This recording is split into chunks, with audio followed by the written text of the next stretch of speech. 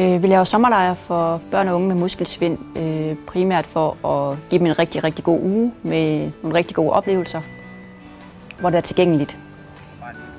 Altså i starten der fik man nye venskaber. Nu er det nok mere psyken. Mange er også muskelsvindere. Vi bor langt væk fra hinanden.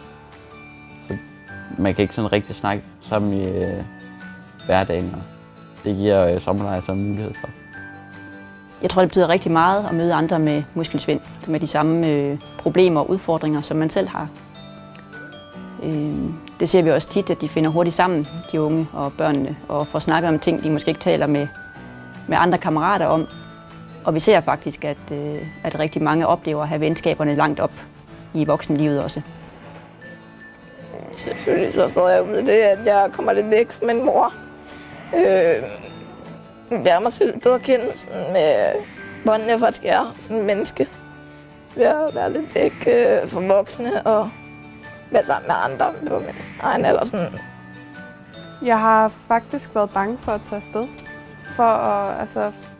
For ligesom at få hjemve, eller at der sker et eller andet eller sådan noget.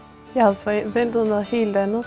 Jeg troede, det var meget værre og meget mere hjemve, men jeg har overhovedet ikke hjemve, og det er helt vildt fedt at være herude. Næste år skal jeg med på sommerlejren.